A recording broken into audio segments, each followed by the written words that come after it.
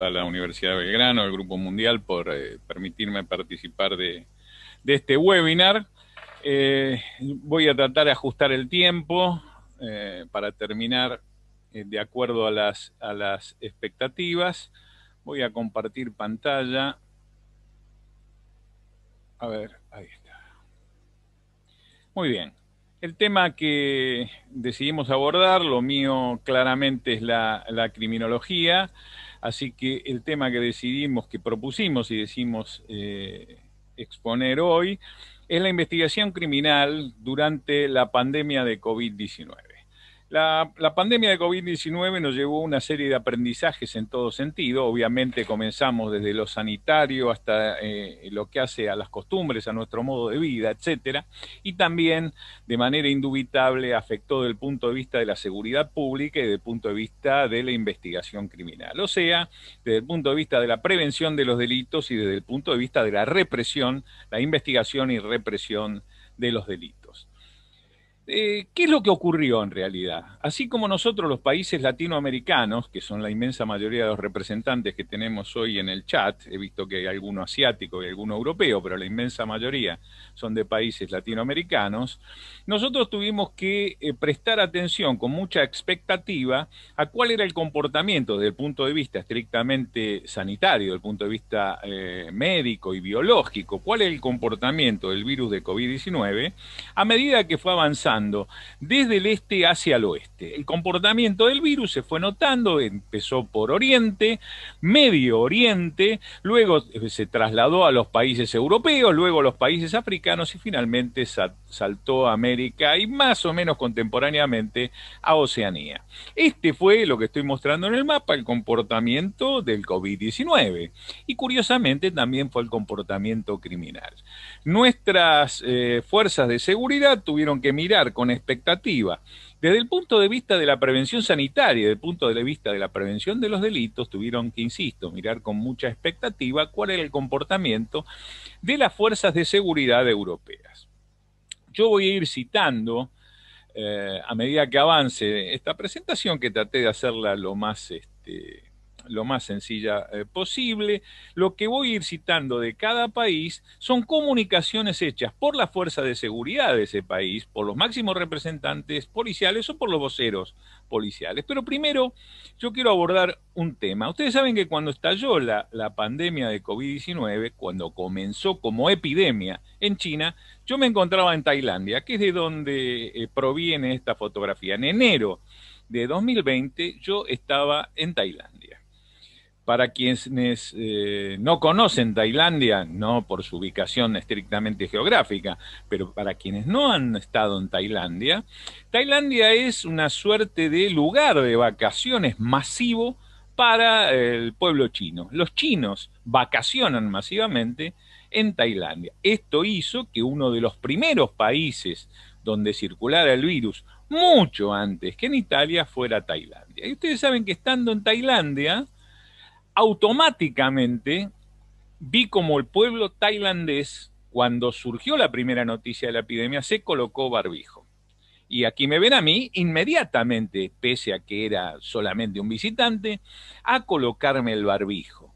Y vi que este comportamiento se dio, este es el subte de Bangkok, el metro de Bangkok, se dio en todos los tailandeses.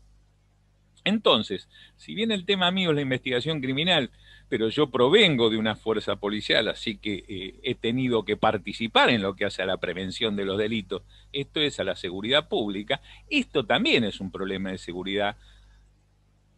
Vean, por ejemplo, la Guardia Real tailandesa, todos con su barbijo,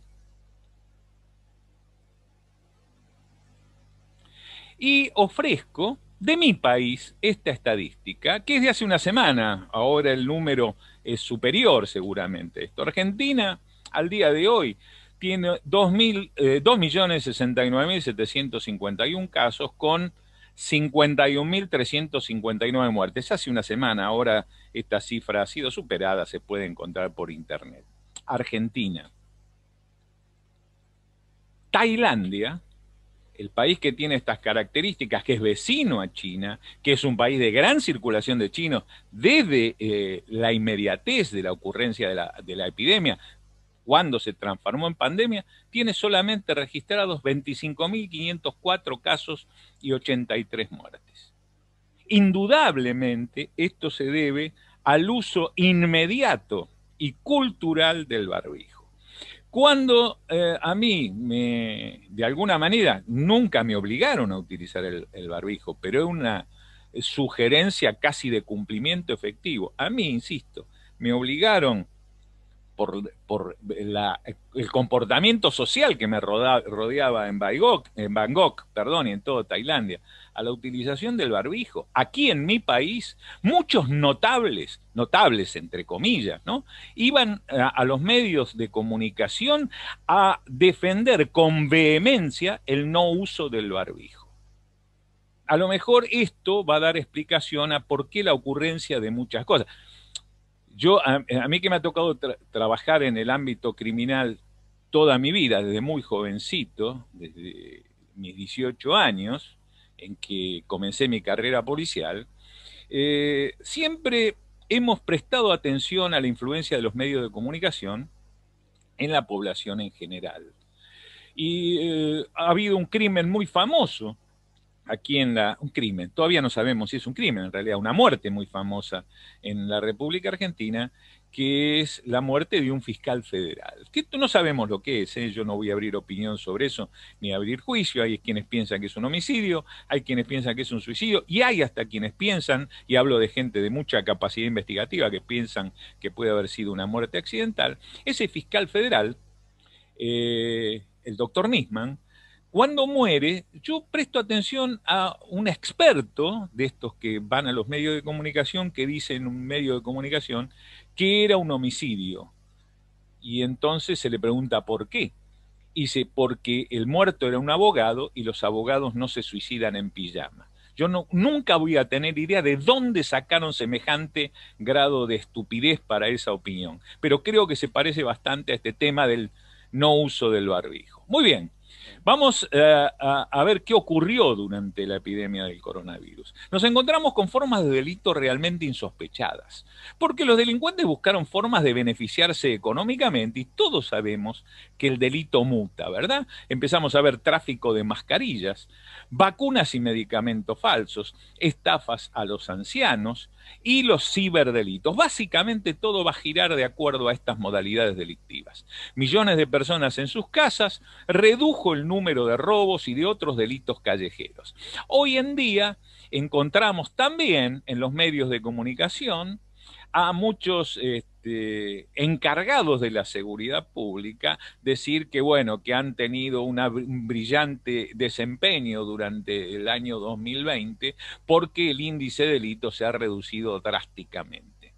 Quienes hemos trabajado muchos años en la seguridad pública, sabemos que un éxito en la baja de un delito durante un año a lo mejor representa un dígito. Si se puede llegar a los 2 dígitos, realmente estamos hablando de una política criminal de extrema eficacia.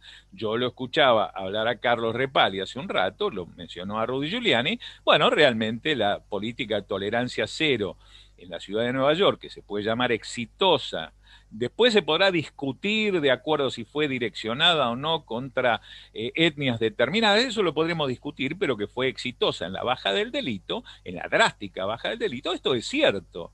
Bueno, se llegó en un año a bajar un dígito, luego durante toda la administración Giuliani llegó a los 2 dígitos. Acá estamos hablando de cifras que son aparentemente hasta violentan la inteligencia, ¿verdad? Ya veremos algunas. El cierre de la frontera puso obstáculo al narcotráfico, lo que creó tensiones entre los traficantes y también provocó la escasez de droga. No nos olvidemos que nosotros en los 2 extremos de la narcocriminalidad tenemos desde el narcotraficante hasta el consumidor, que es un problema de salud pública al consumidor, no hace un problema de la seguridad. Gente que sufría por la falta de droga, ¿verdad? Ha habido una baja del delito común y un aumento de lo que se llamó el delito de violación de cuarentena. Claro, en todos los países teníamos una excesiva presencia de las fuerzas de seguridad controlando el desplazamiento callejero, etcétera. En un congreso organizado por la Universidad de Chile, por la Universidad Católica de Chile, en el que me tocó participar hace unos meses atrás, escuchaba, y donde el tema central era el aspecto criminológico, escuchaba decir, ojalá los estados, de la manera como han manejado su fuerza de seguridad, tengan tanta vehemencia para impedir que un hombre circule por la calle para ir a trabajar, vayan a tener toda esa vehemencia contra la narcocriminalidad cuando la pandemia finalice, ¿verdad? Bueno, insisto, uno escucha a algunos representantes de seguridad del lado de la política que se enorgullecen de cómo bajó el delito. El delito bajó porque la presencia policial en la calle era verdaderamente extrema, policial y de la fuerza de seguridad. Y también porque ha habido una represión. Esto es una noticia aparecida en el país de España, pero esta es aparecida en la República Argentina. Hubo un gran aumento del delito de violación de cuarentena, el llamado delito de violación de cuarentena, que al entender de la inmensa mayoría de los juristas serios, esas causas se van a diluir, porque en realidad los delitos de violación de cuarentena afectan muchísimas garantías constitucionales, lo que va a generar un gran debate en su momento, e inclusive vamos a escuchar la opinión de nuestra Corte y las Cortes de los diferentes países, cuando estos lleguen por apelación a ese lugar, ¿verdad? Y entonces vamos a ver una innovación en el delito común. Miren, en mi país, en el año 2001, se produjo una gran crisis de tipo económica. Esta crisis de tipo económica va a generar, como siempre, mucha afectación en todos los planos sociales. Entonces, nos encontramos con este fenómeno. El aumento del dólar restringía las importaciones. Por lo tanto, no se importaban repuestos para vehículos y esto disparó el robo automotor y apareció una nueva modalidad de manera masiva, que era la sustracción de vehículos para llevarlos a desarmaderos, ser desguazados y vender los repuestos. Esto aumentó notablemente el robo automotor y la actividad de los desarmaderos. Al mismo tiempo, la República Argentina, que es un centro de inmigrantes muy importante, lo fue durante fines del siglo XIX, principio del siglo XX, hizo que todavía viven muchos inmigrantes europeos. Los países europeos que veían el problema con el que pasaban sus súbditos, comenzaron a enviar pequeñas remesas de dinero, de euros, para que estas personas, que insisto, eran súbditos españoles, italianos, alemanes, etcétera, tuvieran una fuente de ingreso ante la crisis económica que vivía la República Argentina en el 2001. ¿Esto qué hizo? Que esos inmigrantes atesoraran esos pequeños dólares, esos pequeños euros en sus casas, y el delito migró y comenzó el robo a casas donde vivían ancianos en la sospecha de que atesoraban esos euros y esos dólares. Entonces, nosotros vemos que el delito, desde el punto de vista criminológico, siempre se acomoda a las circunstancias económicas, sociales de los países. La propagación del COVID-19 en el viejo continente, epicentro de la pandemia, ha creado una nueva especie de delincuentes que se han adaptado rápidamente y cambiando las modalidades criminales. Esto lo dice Europol, a la que mencionaba Carlos hace un rato, y también Interpol. En muchos países europeos, las fuerzas de seguridad han constatado una caída de la denominada criminalidad tradicional. Eso no se debe a un éxito del político que se encuentra sentado en el Ministerio de Seguridad. Esto se debe a las circunstancias en las que está viviendo ese país desde el punto de vista de la seguridad pública. Todos hemos vivido la presencia de las fuerzas de seguridad virtualmente como en un estado de guerra. Los delincuentes están interesados en una única pregunta: ¿cómo ganar más dinero? Por eso ahora abusan de la pandemia. Los delincuentes aprovecharon rápidamente las oportunidades para explotar la crisis adoptando métodos de funcionamiento o dedicándose a nuevas actividades ilegales.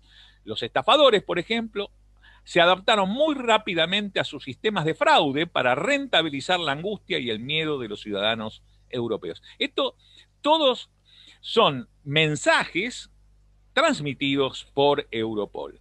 En Europa la cantidad de fraudes en línea se precipitó.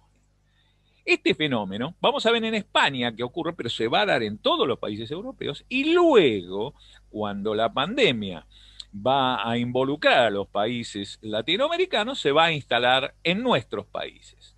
La Policía Nacional calculó que los delitos se han reducido en un 50% con respecto a 2019 desde el inicio del confinamiento de la población. Esto dice la Policía Española. Yo insisto, la baja de un dígito en una política criminal en un año habla de algo exitoso y formidable. Estas bajas drásticas se produjeron prácticamente en meses, por no decir semanas o días. En Dinamarca, el gobierno se ha comprometido a imponer penas ejemplares a todos los delincuentes de este tipo. Estamos hablando de los delincuentes que comienzan a ayornarse, a adaptarse a las nuevas modalidades. Vean lo que dice la policía dinamarquesa. Algunos, vestidos a veces con mascarillas de protección, perdón, problema en mi escritorio aquí, a veces con mascarilla de protección y batas blancas, afirman realizar pruebas de detección del coronavirus para entrar en un domicilio. Con frecuencia estafan a ancianos. En Suecia, vamos a ver qué dice la policía sueca, la policía vio una caída significativa del número de robos desde que la población tiene que trabajar desde casa y la crisis del nuevo coronavirus hizo salir lo peor de la humanidad. Esto transmite la policía sueca. Vamos a ver qué ocurre en Gran Bretaña.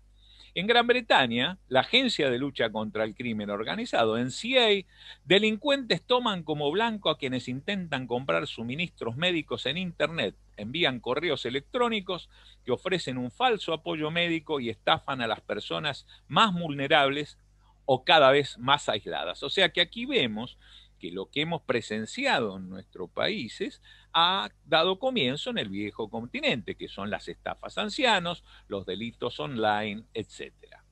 Bandas de narcotraficantes se visten como médicos o enfermeros y para así poder circular libremente para hacer delivery de sustancias psicoactivas, que este fue otro de los problemas, como mencionaba Europol. Ejemplo, esto era impensado, los británicos dan robo de tubos de oxígeno en el hospital de Manchester. El blanco era un robo de un blindado bancario, una salidera bancaria. ¿Quién podía imaginar en el año 2019 que un blanco para los delincuentes iba a ser el robo de tubos de oxígeno? O como ha ocurrido, la interceptación, ya crímenes o delitos que han cometido los estados, por ejemplo. España, no voy a mencionar el país porque es odioso y es estigmatizante, pero España esperaba, proveniente de China, un cargamento en un avión de transporte, un cargamento de mascarillas, que cuando hizo escala en un determinado país, ese país embargó el avión porque se apropió de las mascarillas españolas. Alemania, veamos. Los ciberdelincuentes se aprovechan de las preocupaciones actuales de la gente frente a la COVID-19 para enviar correos electrónicos que quieren captar datos personales, tienen contenidos malintencionados o aún para usar el miedo de las personas con intenciones fraudulentas. Italia. Italia, el problema era otro. ¿Cuál es el problema? Todos sabemos de las organizaciones criminales italianas contra las que lucha el Estado, me refiero a la mafia en Sicilia, la 'Ndrangheta en Calabria, la Sacra Corona Unita en la zona de la Puglia, la Camorra en la zona de Nápoles. Se teme que los pequeños empresarios con problemas de dinero recurran a la mafia u otras organizaciones criminales para salvar sus negocios.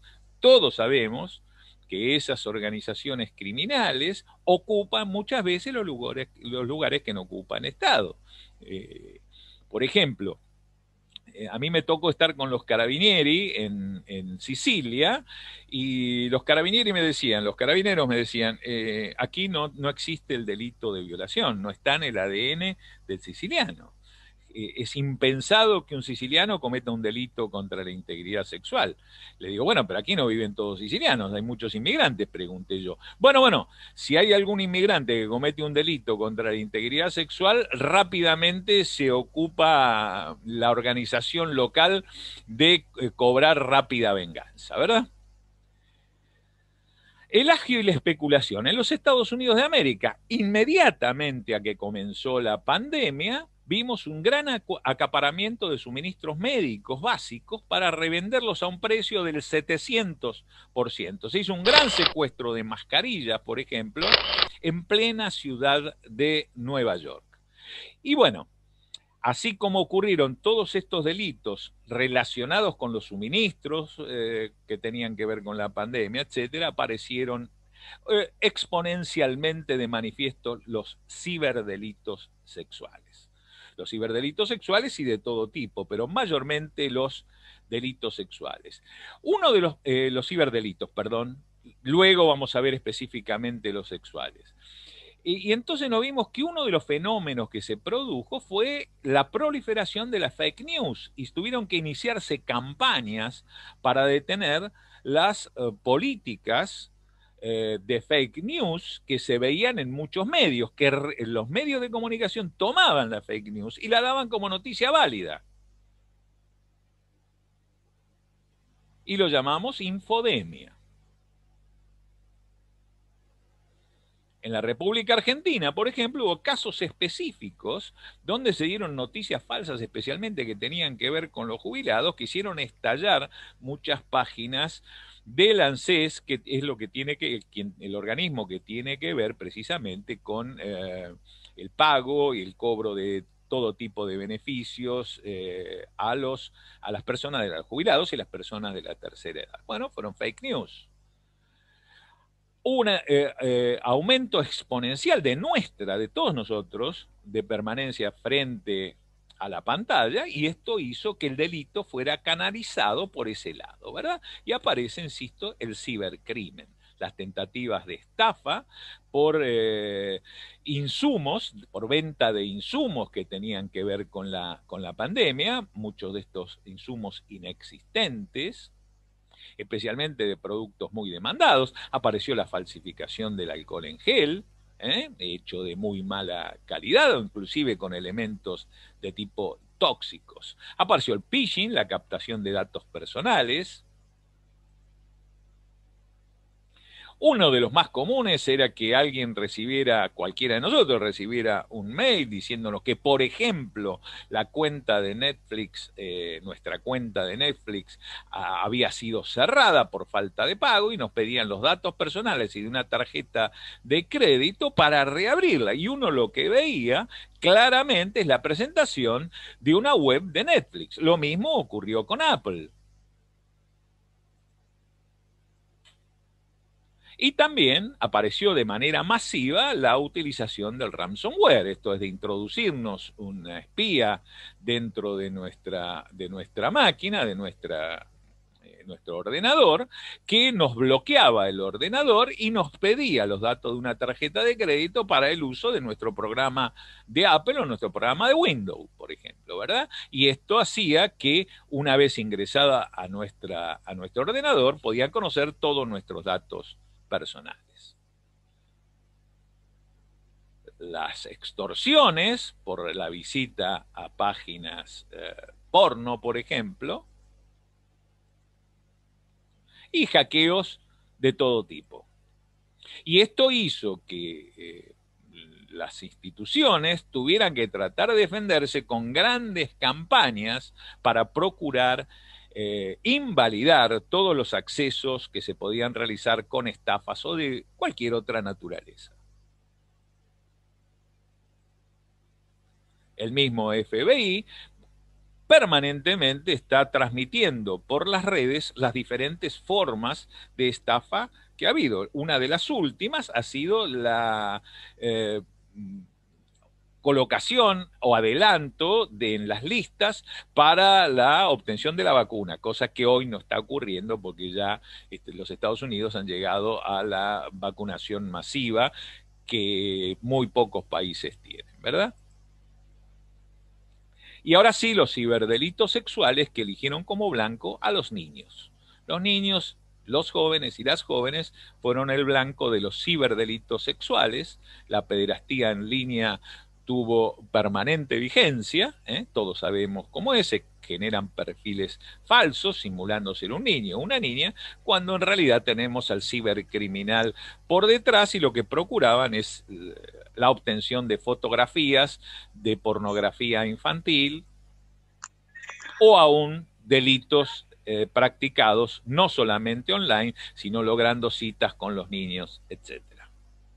Por supuesto, el bullying, si bien no es un delito, lo menciono también, porque el bullying en muchos casos lleva a grado de perturbación que en su grado extremo lleva inclusive al suicidio, ¿verdad? Y un delito que estuvo presente, exacerbado, fue la violencia doméstica y la violencia de género.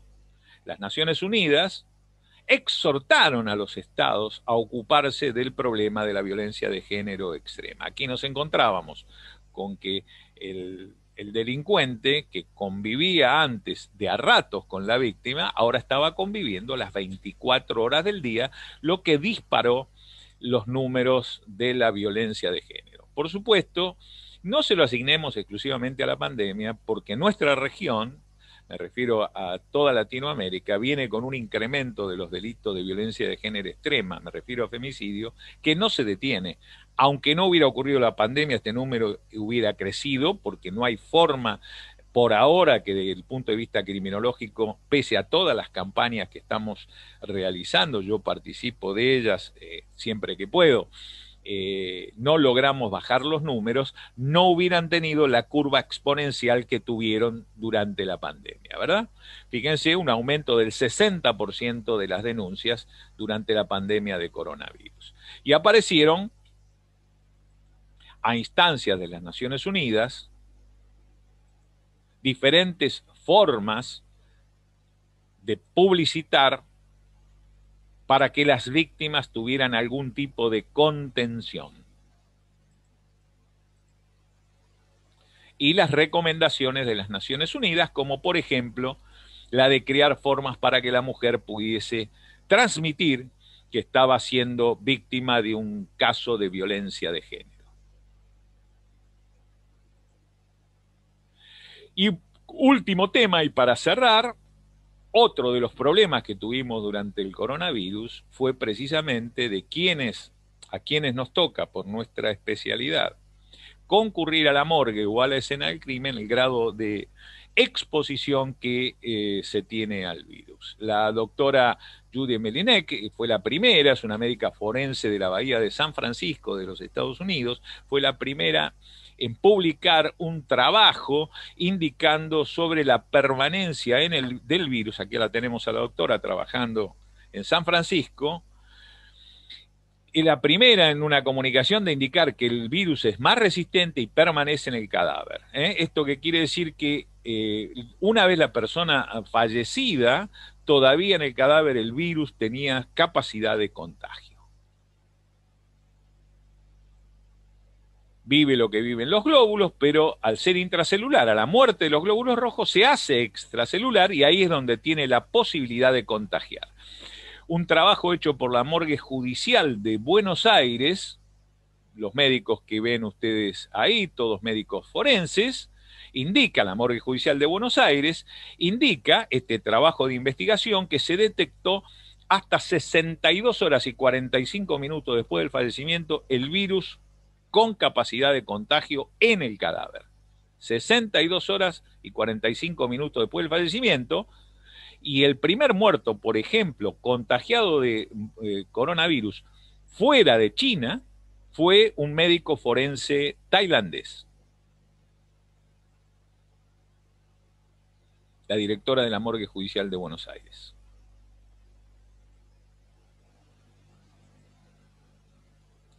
Por supuesto, aparecieron una cantidad de guías de protección especiales para a quienes les toca y eventualmente nos toca lidiar con cadáveres o con elementos biológicos.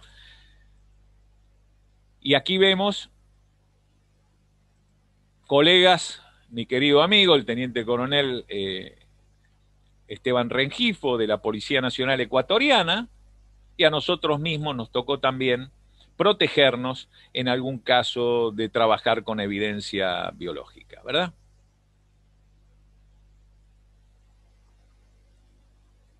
Muy bien, y con esta última diapositiva les pido, por favor, usen barbijo. No importa si están vacunados o no, ninguna vacuna de las ofrecidas tiene el 100% de protección. Con el barbijo nos protegemos nosotros y protegemos al resto.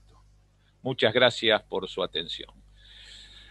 También les paso mis formas de contacto, pero me van a encontrar en la diplomatura con Carlos Repali, a partir del mes de abril.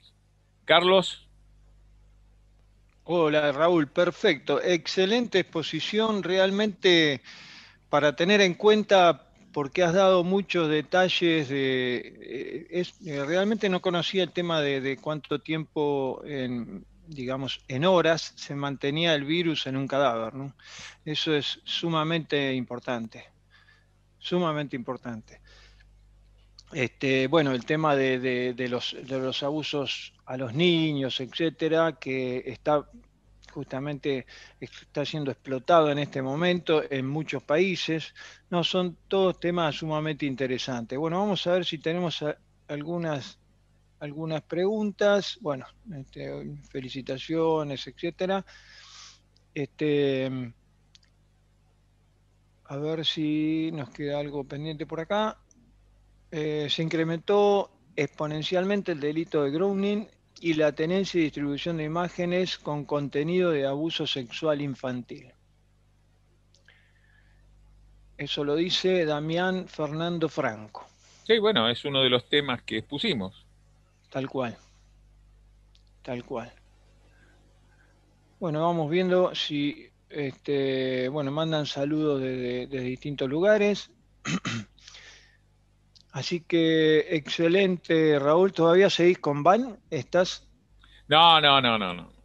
Ah, perfecto. No, no. Hemos hecho Crimen y Misterio, pero está enlatado todavía. Estamos esperando que...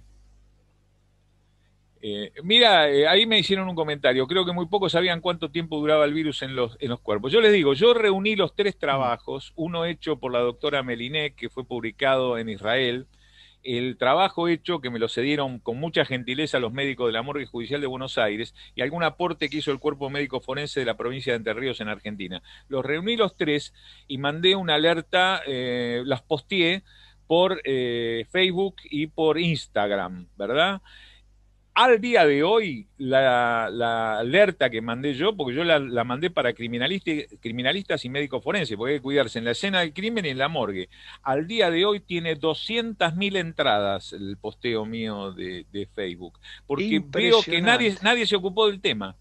Nadie se fue replicando, especialmente se replicó mucho en los países latinoamericanos, porque yo tengo muchos seguidores en Ecuador, Costa Rica, Bolivia, Brasil, que son los países donde doy clases habitualmente. Entonces tengo esos seguidores que hoy lo replicaron. 200.000 entradas me llamó la atención porque no tengo ningún posteo que haya llegado a ese número, ¿verdad? Perfecto, sí, la verdad que es un tema sumamente delicado y que no se ha hablado, de tanto que se habla del virus y la forma de contagio, etcétera.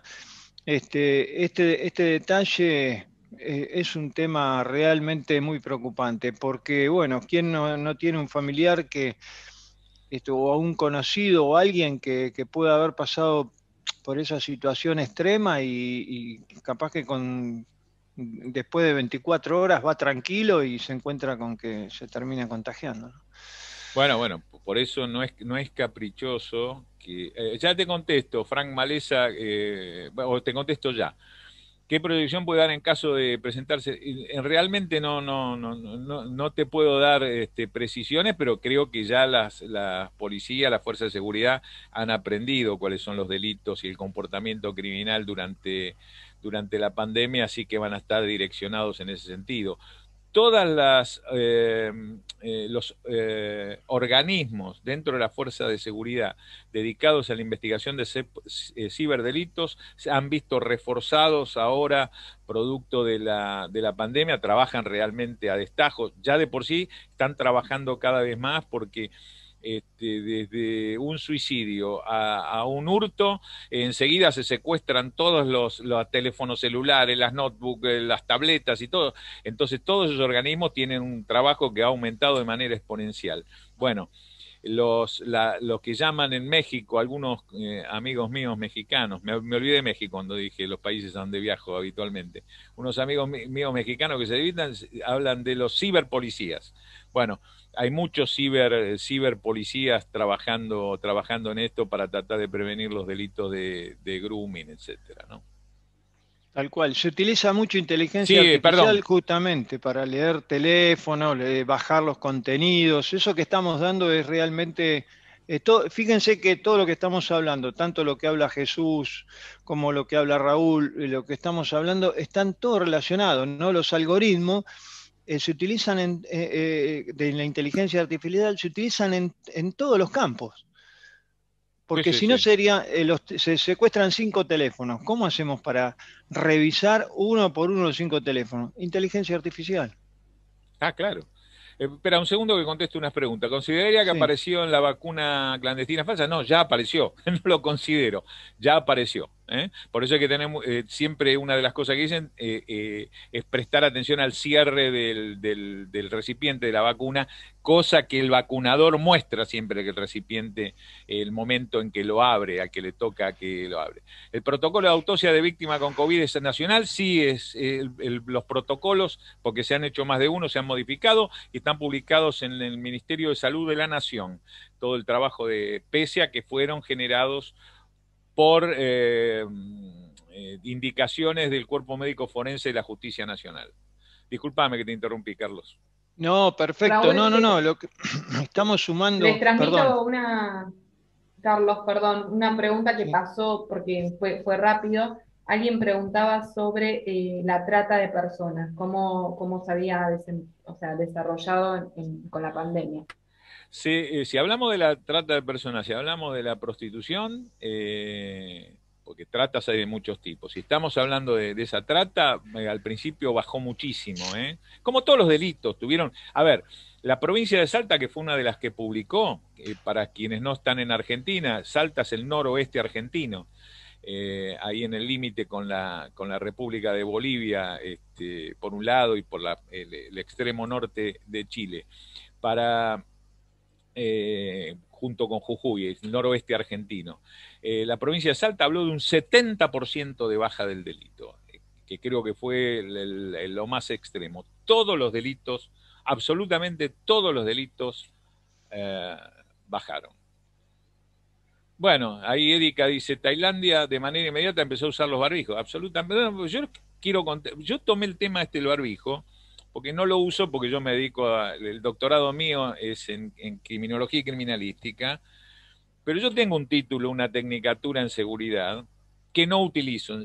Pero yo creo que el tema de transmitir esto de la seguridad es obligación de todos nosotros. Yo había sido invitado a un programa de televisión porque ocurrió un crimen acá en Argentina que fue de mucha exposición pública, que un grupo de rugbyers, de jugadores de rugby, mataron a un chico en la zona de la costa en enero del año 2020, y cuando me invitan a ese programa de televisión, tengo un médico infectólogo al lado que comenzaba, insisto, estamos hablando de los primeros días de febrero de 2020, o sea, hace ahora justo un año y algo más. Entonces tenía un médico, le digo, discúlpeme doctor, yo vengo de Tailandia, llegué hace unos días y todo el mundo tiene puesto barbijo, ¿me puede explicar por qué acá no usan barbijo? Y me dijo, porque los notables, los expertos aconsejan no usarlo. Y yo digo, pero ¿expertos en qué? Es más, yo llegué a escuchar una barbaridad aconsejando no usar barbijo porque cuando uno se lo acomodaba se iba a contagiar. O sea, hay veces que yo entiendo que los programas de televisión, insisto, yo vengo de los medios, ¿eh? Yo he tenido mi propio programa de televisión, el que me ha tocado conducir. Pero yo insisto, muchas veces alguien que va a un medio a opinar sobre un tema, le pido un favor, aunque sea lea en Google el tema del que va a hablar, porque millones de personas escuchan y se creen lo que se dice, ¿verdad? Y no tiene nada que ver con el título que tenga, porque dice, el que lo dijo es médico. Bueno, está bien, deme el fundamento para el cual no tenemos que usar barbijo. Miren, cuando esos notables, yo los veía aquí en televisión, hablar del no uso del barbijo, médicos de la Universidad Humboldt de Alemania, yo les recuerdo que la Universidad Humboldt tiene 30 premios Nobel, la Universidad Humboldt aconsejaba usarlo. Y acá había alguien que iba un medio y con vehemencia aconsejaba no usarlo. Mi furia la pueden ver en mis redes, en mi Instagram o en mi Facebook, en mi Twitter también, donde yo posteé sobre esto. ¿Qué es esta barbaridad que están diciendo el no uso del barbijo? Y que no es un tema mío, porque yo no soy médico y no tengo que ver con la sanidad, ¿no? Muy Perdón bien. la catarsis. No, está bien, está bien. Ahí hay una pregunta, ¿no? Alejandra Tejada dice, ¿usted cree que el aislamiento obligatorio hace que disminuya los contagios o es más eficiente el uso del barbijo? Insisto, desde el punto de vista de la seguridad, porque yo médico no soy. Las dos cosas son eficientes. El barbijo es una forma de aislamiento. Y yo llegué a escuchar cada barbaridad. Por ejemplo, barbijo, vean las barbaridades que dijeron. Barbijo tienen que usar los que están enfermos, porque el barbijo contagia para allá, o sea, de allá para acá no contagia. Unas cosas que no tienen sentido. Es más, yo llegué a escuchar que se sugería no usar barbijo, o vino toda una onda, una movida de no usar barbijo, porque no había suficiente barbijo. Entonces los barbijos que tenía que haber eran para personal de salud. Si ese es el argumento, lo que hay que decir es realmente no use barbijo, use un barbijo casero, enseñemos a fabricar barbijos, o tapabocas para no llamarlo barbijo porque es un término técnico, y listo. Enseñemos a fabricar tapaboca con sábanas, con pañuelos, con servilletas, que se puede hacer. Pero no digamos no usen el barbijo porque la gente lo cree. Y de hecho, en mi país, durante muchísimo tiempo no se usó el barbijo hasta que después tiene que volverse, pero ya llegamos a una cifra de contagios y virus en circulación, ¿no? Bien, bien. Hay un comentario que, bueno, tiene la referencia a la marca del teléfono, pero lo que dice es que pertenece a una fuerza de seguridad pública de Buenos Aires y que en la primera capacitación que le dieron, cuando se inició el tema del COVID, le dijeron que no hacía falta usar barbijo. Luego de un par de semanas era obligatorio. Es decir, lo que estás diciendo, Raúl, es totalmente contradictorio el mensaje hasta de algunos organismos del Estado, ¿no? Pero ¿sabes qué pasa, Carlos? Si alguien dice, miren, el virus no se haga problema porque se cae al piso, cuando nadie tiene idea qué pasa con el virus, se queda flotando en el aire, nadie tiene idea, realmente. Ahora recién tenemos algunos estudios serios, pero que diga eso es relativo, pero que un elemento de protección. A ver, esto es lo mismo que yo le digo al soldador, al que suelda con eléctrica, no, mire, no use la máscara. O le digo al policía, no, no use el chaleco antibala, porque en realidad no hace falta. Es exactamente lo mismo. O sea, estamos hablando nosotros de seguridad. Yo no quiero hablar de medicina porque yo médico no soy. ¿Está bien? Tengo un posgrado en medicina legal, pero es para interpretar lo que dicen los médicos, no para hacer medicina. Entonces, Claro. esto es exactamente lo mismo que decirle a un policía, no use el chaleco antibala. ¿Y sabe por qué no lo use? Porque total, si le tiran con un misil, le va a pasar el chaleco igual. ¿Verdad? Pero Claro. ¿sabes qué pasa? El chaleco te aguanta 38, 357, 45, ¿está bien? Entonces, lo más probable con las armas que se utilizan, las armas urbanas, lo más probable es que el chaleco antibala le salve la vida. Va a ser difícil que le disparen con una munición antiaérea, por ejemplo. No sería, sería excepcional dentro de lo raro, ¿verdad? Lo más probable es que con la munición de uso urbano salve su vida. Es exactamente lo mismo. Sí, sí, sí, tal cual. Ahí dice Cintia, soy policía, jamás nos dijeron cómo proceder, nos dieron guante y nos largaron a la calle. Es un tema realmente preocupante, ¿no? Porque el discurso va por un lado y la realidad va por el otro.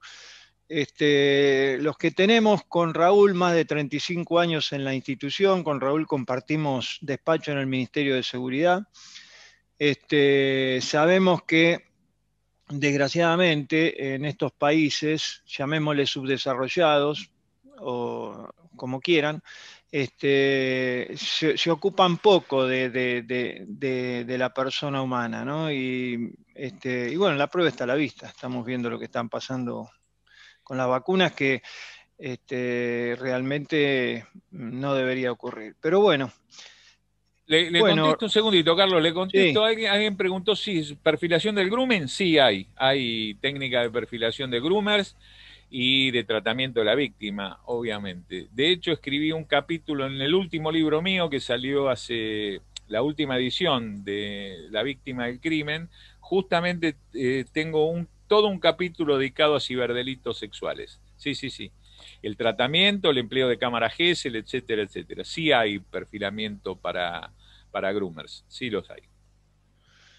Discúlpame, te interrumpí. Perfecto. No, excelente, excelente. Bueno, no sé si queda alguna otra pregunta y si no, podríamos, estamos en hora, Vamos ¿no? con Adriana que debe estar esperándonos. Sí. Perfecto. Bueno, Gracias, Raúl. muchísimas gracias, Raúl. Gracias, Bea. Muchísimas gracias, Raúl. Excelente.